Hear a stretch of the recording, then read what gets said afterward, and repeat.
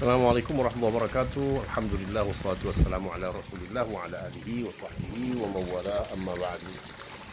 Saudara-saudara, merubah kemungkaran adalah sebuah kewajiban bersama. Di dalam salah satu hadisnya Nabi kita sallallahu alaihi wasallam mengingatkan, "Man ra'a minkum munkaran falyughayyirhu biyadihi." Barang siapa di antara kalian yang melihat suatu kemungkaran, maka wajib dia rubah dengan tangannya. Fa illam yastati' fa bilisani. Kalau dia tidak sanggup dengan tangan, maka dengan lidah. Fa illam yastati' fa biqalbi wa dzalika adhaful iman. Apabila dia tidak sanggup dengan lidah, maka harus dengan hati. Maka itulah selemah-lemah iman. Nah, jadi kalau kita perhatikan tema hadis ini adalah soal merubah kemungkaran. Kemungkaran itu apa? Segala hal yang bertentangan dengan syariat Islam. Fenomena sosialkah namanya, perilaku orangkah namanya, tindak tanduk ya manusia, baik pribadi, kelompok dan yang sejenisnya, itu semuanya masuk kategori mungkar yang menyalahi syariat.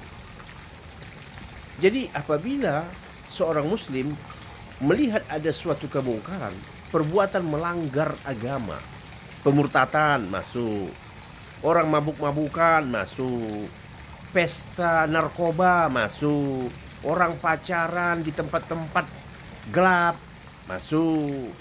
Jadi apa saja yang namanya pelanggaran ataupun pelanggaran, artinya pelanggaran terhadap hukum agama, maka itu semuanya tergolong mungkar. Melanggar syariat, maka itu tergolong mungkar. Apa sikap seorang muslim? Nah, ini yang penting nih. Ada 3 tahapan kata Nabi. Tahapan pertama harus merubahnya dengan tangan. Nah, bagaimana ini dengan tangan? Orang yang punya tangan atau yang memiliki kekuatan tangan. Nah, bagi orang yang tidak memiliki itu, karena tidak semua orang punya kekuatan ya, kekuatan tangan, kekuasaan, otoritas dan sebagainya. Tidak semua orang mampu melakukan itu. Lalu tahap kedua apa? Harus merubahnya dengan lidah. Lidah bagaimana? Ingatkan orang tersebut. Perbuatan Anda ini melanggar syariat. Dilarang dalam Islam. Hukumannya sangat berat. Ancaman neraka. Kemudian kalau dia tidak sanggup, maka dengan hati. Dengan hati ini seperti apa? Nah, banyak orang salah menafsirkan merubah kemungkaran dengan hati. Dengan hati itu artinya membenci perbuatan itu. Membenci perbuatan itu. Jadi dalam hatinya ada sebuah kebencian melihat perbuatan yang jelas-jelas melanggar norma, melanggar syariat, melanggar akhlak. Dalam hatinya kebencian. Karena dia tidak punya tangan untuk merubahnya. Dia tidak punya lidah. Karena kalaupun dia bersuara, tidak ada yang mau dengar. Ya. Maka pilihan terakhir dan yang paling rendah itu adalah dengan hati, membenci perbuatan itu. Dan itu kelihatan dia membenci perbuatan itu. Ya, ada efeknya. Ada efeknya. Ada kira-kira apa ya? Mungkin dari gerakan tubuhnya kelihatan dia membenci perbuatan itu.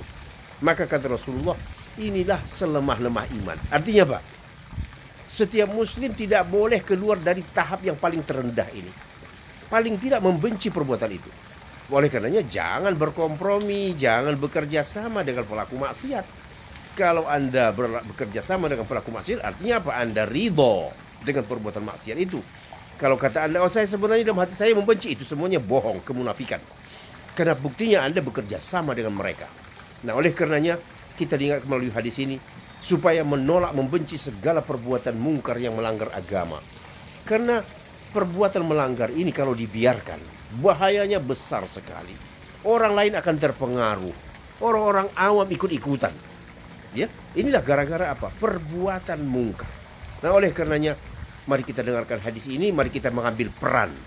Kalau tidak bisa peran pertama, peran kedua, yang terakhir peran ketiga, membenci sebuah perbuatan yang dikatakan melanggar. Terima kasih.